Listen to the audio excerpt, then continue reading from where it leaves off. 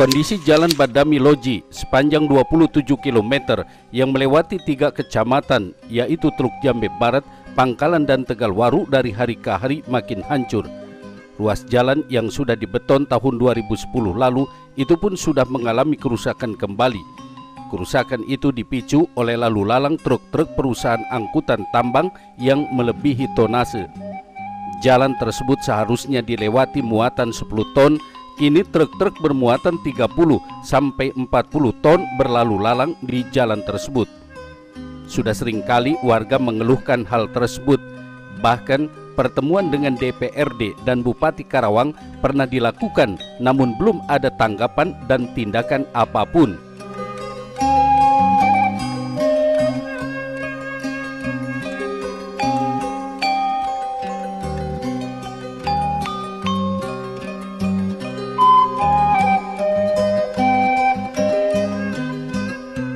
Seorang tokoh pemuda dari LSM Upas Korak, Ucang, mengatakan pihaknya dan LSM-LSM lain serta pemerhati-pemerhati lingkungan dan para korban sudah beberapa kali dengan berbagai macam atas nama, salah satunya memakai nama P2KS, yaitu Presidium Penyelamat Karawang Selatan, bersama-sama sampai membawa kunci dan mobil ke Pemda, dan hasilnya seperti yang dilihat, setiap hari truk-truk tersebut masih berlalu lalang. Menurutnya, kondisi jalan yang didesain oleh Bina Marga hanya kelas 3 dan idealnya hanya untuk kendaraan bertonase maksimal 10 ton. Kenyataannya dibiarkan kendaraan bertonase 30 ton ke atas melewati Jalan Badami Loji. Jelas beban jalan tersebut tidak akan kuat menahan beban kendaraan yang bertonase 30 ton. Walaupun kualitas jalan ditingkatkan, percuma saja katanya kepada Cidoro TV baru-baru ini.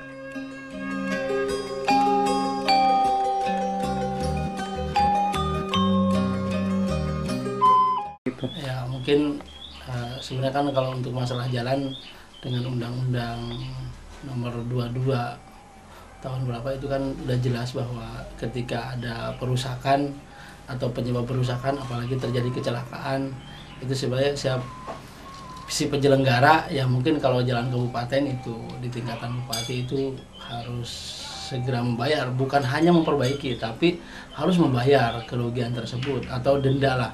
Tapi sampai saat ini seolah-olah dari pemerintahan ada pembiaran.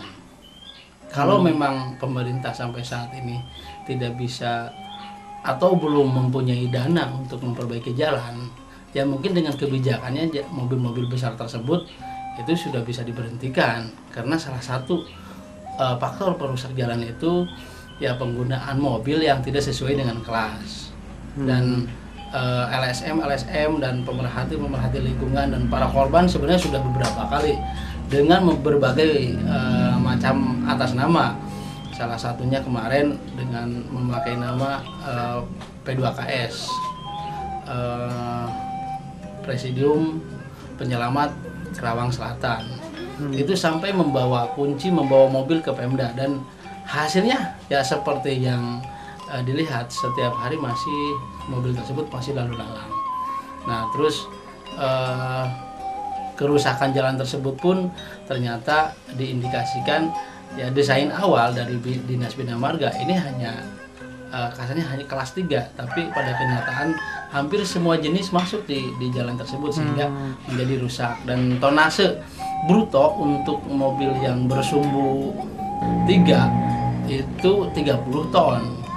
Nah, 30 ton. Nah, dengan seperti itu pun sudah kelihatan bahwa dari pihak Disub itu ada pembiaran. Sementara 30 ton ini kemarin hampir paling sedikit muatan mereka 30 ton. Sementara 30 ton ini pun sudah ditambah dari kebijakan Bupati yang kemarin sebenarnya hanya 20 ton. Nah, kebijakan Bupati yang baru ini menjadi 30 ton. Dan yang sebenarnya kapasitas jalan itu pun hanya 10 ton. Itu dump truck itu milik siapa, Pak? Dump truck ya tentunya mungkin ada yang di atas namakan milik perusahaan, ada juga yang memang sebagai pembeli gitu. Yang saya tahu itu banyak kan mereka ketika ditanya dia pembeli gitu. Pembeli itu batu-batu itu, galian batu. Padahal di dalam surat bupati yang dikeluarkan 2010 itu ada pelarangan atau pelayanan terhadap pembeli yang memakai truk besar, gitu. Dan itu tidak sama sekali tidak pernah dijalankan.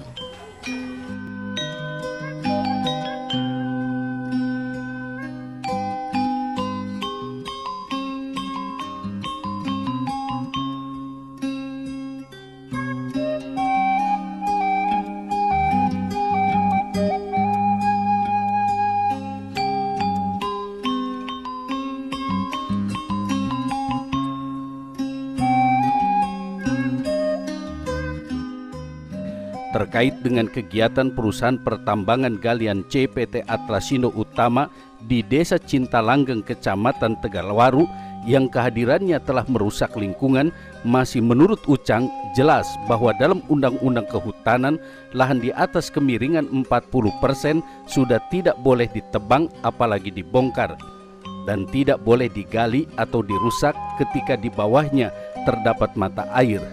Sementara di gunung tersebut, di bawahnya jelas ada sumber air dan digunakan bagi peruntukan sawah yang mengairi sekitar 173 hektar. Di sana sudah dibentuk perkumpulan petani pemakai air dan sudah berakte notaris sengaja dibentuk oleh Bapeda. Maka ketika pemerintah beralasan untuk menyelamatkan ekonomi rakyat, ternyata yang dirugikan masyarakat petani dari 173 hektar sawah, ujar Ucang. Lebih lanjut, ia menegaskan, ironis ketika pemerintah masih menyebutkan bahwa penutupan tersebut masih terkendala masalah ekonomi, ternyata korbannya lebih banyak dan di gugusan daerah tersebut tidak bisa tersuplai oleh air dari mata air lain. Ironisnya lagi, dalam buku rencana tambang oleh PT Atlasindo Utama disebutkan bahwa di tanah tersebut tidak ada tanaman yang sengaja ditanam oleh petani atau dilindungi sehingga mereka menambang lahan tersebut. Padahal di lahan tersebut merupakan gunung atau hutan belantara yang memang menghasilkan air, dan pada kenyataannya sekarang 173 hektar ini murni mengandalkan air hujan saja, ujarnya. Adapun untuk masalah lingkungan itu jelas bahwa karena di dalam undang-undang pun di dalam Undang-Undang Kehutanan bahwa di atas kemiringan di atas 45%, di atas 45%, bukan 45 derajat ya. 45 derajat berarti sama dengan 50%, berarti di atas 40% ini sudah tidak boleh ditebang, apalagi dibongkar. Dan tidak boleh digali atau dirusak ketika di bawahnya ini adalah mata air. Nah, sementara di gunung tersebut itu di bawahnya jelas peruntukan sawahnya jelas. Di sana sudah dibentuk perkumpulan petani pemakai air P3 dan GP3A-nya dan berakta notaris, dan itu dibentuk sengaja oleh Bapeda. Dan di sana terairi yang harus diairi dari sumber air tersebut yang ada di gunung tersebut itu adalah sampai 173 hektar. Nah, maka ketika pemerintah hanya beralasan itu adalah untuk penyelamatan ekonomi rakyat, ternyata yang dirugikan ini di 100, ini sawah saja 173 hektar. Nah, sementara rata-rata kepemilikan lahan di sini ini ada yang 1000 meter, ada yang 2000 meter, atau seperempat hektar lah. Nah, ketika 173 atau yang 100 hektarnya saja dikali 4, ini sudah 400 orang. Belum yang 73 lagi. Nah, ini maka ironis ketika pemerintah masih menyebutkan bahwa penutupan tersebut masih terkendala dengan masalah ekonomi. Ternyata korbannya lebih banyak, dan di gugusan daerah tersebut ini tidak bisa tersuplai oleh air dari mata air yang lain. Itu murni dari sana.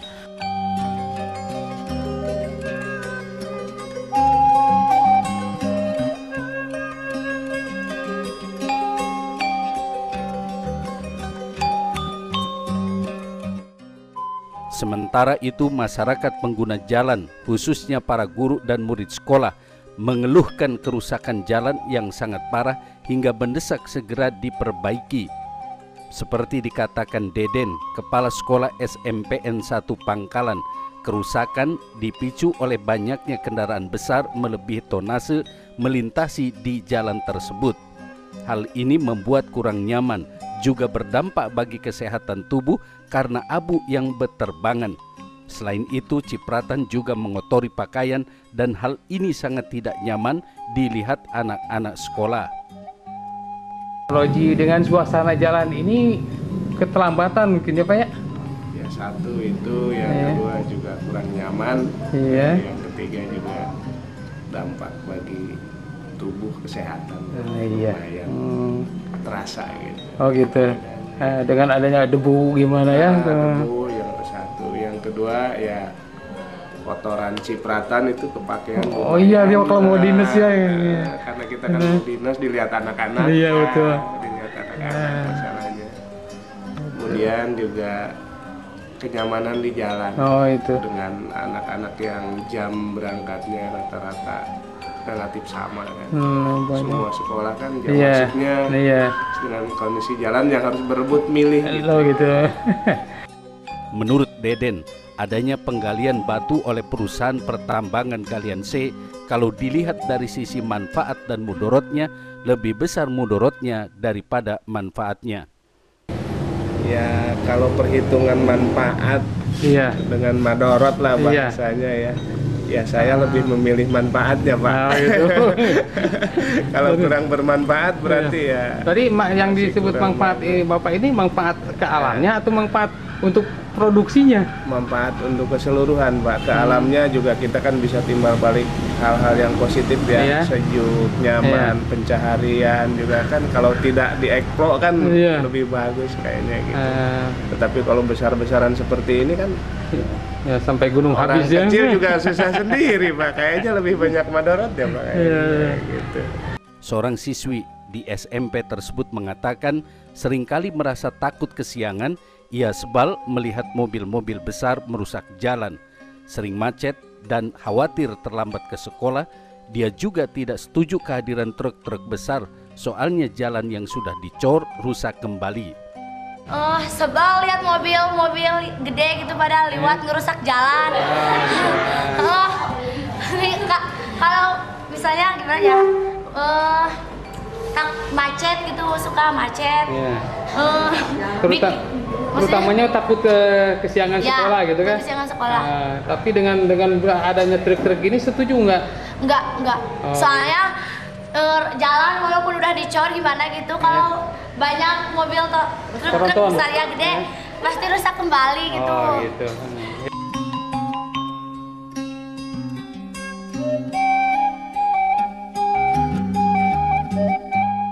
Sementara itu para supir angkutan umum, supir truk bermuatan kecil dan supir pribadi juga mengeluhkan buruknya kondisi jalan. Seperti dikatakan Ujang, pengemudi Elf yang melayani rute Johar Loji, dengan kondisi jalan seperti ini mengalami keterlambatan dan cepat rusaknya kendaraan, ujarnya. Keadaannya Pak, ripuh Pak, kalau jalan rusak itu. Minimal pernya bisa potong. Kelambatan jalan, kelambatan kendaraan, lambat lah. Jadi kendaraan cepat rusak. Cepat rusak itu. Ukar, juga pengemudi Elf, mengatakan menginginkan kondisi jalan kembali seperti semula. Sementara pengemudi lainnya juga mengatakan kondisi jalan seperti ini sangat menyulitkan bagi masyarakat kecil. Jadi agak repot lah, menyulitkan untuk masyarakat kecil lah gitu, untuk ekonomi kecil gitu, menghambat lagi. Jadi keinginan Bapak gimana? Ya keinginan saya ya sebagai sopir gitu Pak ya, diperbaiki lah jalan ya. Agak diperluas, jadi dilebarin karena banyak mobil-mobil gede, jadi bebannya itu kurang ini. Untuk jalan itu tidak memadai. Jadi hampir semuanya rusak. Terus keinginan Bapak gimana? Ya pengennya rata. Kalau mobil cepat rusak nggak? Ya cepat, kalau per itu parotong kan. Terus masalah perjalanannya terlambat gimana? Terlambat. Beda kalau dengan keadaan jalan bagus? lewat. Berapa jam berbedanya, Pak? Berbedanya bahasa sekitar setengah jam. Iya. Mobil cepat rusak tidak gitu? Iya. Jadi keinginan Bapak gimana jalan ini? Ya seperti semula lah.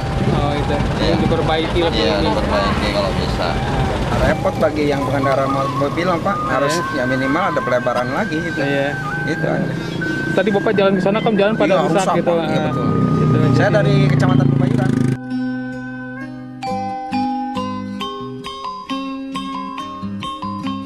Andi, Kepala Desa Mekarbuana, Kecamatan Tegalwaru mengatakan buruknya jalan dapat mempengaruhi berkurangnya kunjungan wisata ke daerah tersebut, khususnya Curug Sigentis yang menjadi kebanggaan masyarakat Tegalwaru dan Pangkalan.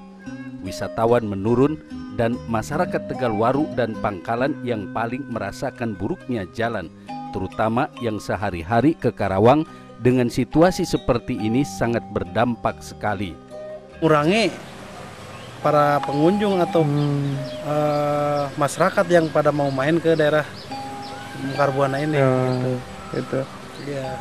Jadi selama ini Pak, dengan adanya ke jalan hancur itu wisata kurang gitu yang datang ke sini. Ya menurun lah. Ya, menurun gitu kan. Ya. Tapi namanya orang ada aja lah gitu ya. kan. Tapi nggak terlalu, cuman mungkin masyarakat, terutama masyarakat Pangkalan Tegalwaru yang merasakan, ya.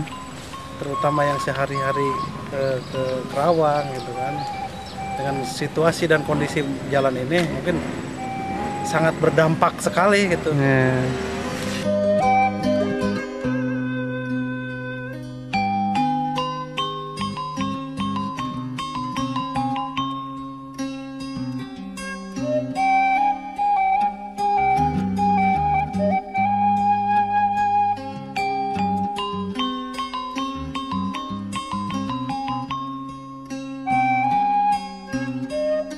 Senada dengan pernyataan di atas, Ade, Kepala Desa Cinta Laksana, Kecamatan Pangkalan, juga merasa sangat tidak nyaman karena kelancaran jalan terganggu. Selain kelancaran ekonomi juga terhambat. Hal ini patut disayangkan karena PT Atlasindo mengoperasikan kendaraan-kendaraan besar.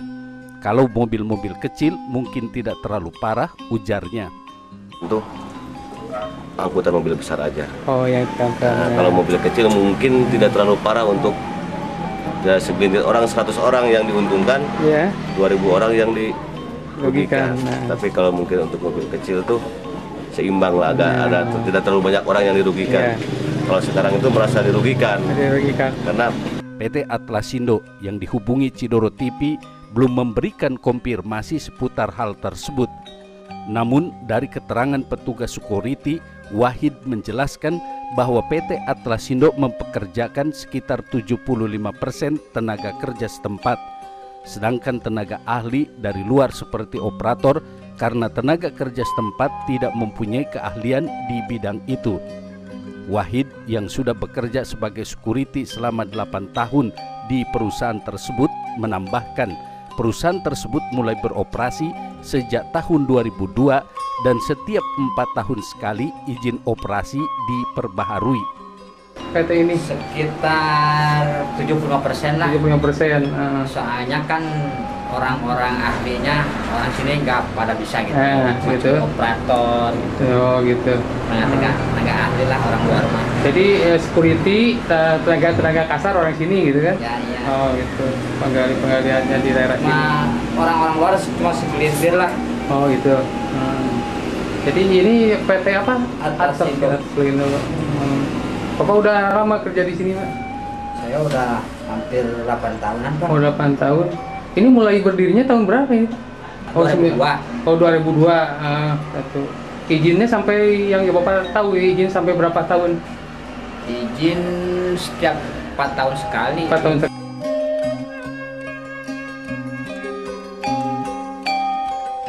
Anggota DPRD dari fraksi PDI Perjuangan, Aceh Sopian, ketika dihubungi lewat telepon genggamnya mengatakan dirinya sedang rapat PAC, sementara Camat Tegalwaru Haji Tony saat dikirimi pesan singkat tidak membalas. Dari pantauan reporter kami, puluhan titik jalan rusak di antara 5 titik di sepanjang Badami sepanjang 10 km dengan kerusakan jalan berlubang dengan diameter hampir sama dengan lebar jalan sekitar 4 meter. Sedangkan lebih dari 10 titik di jalan Pangkalan sepanjang 30 km dengan kerusakan yang sama. Tim Liputan Dedi Wahyudi dan Abdul Karim Masopa melaporkan untuk Cidoro TV.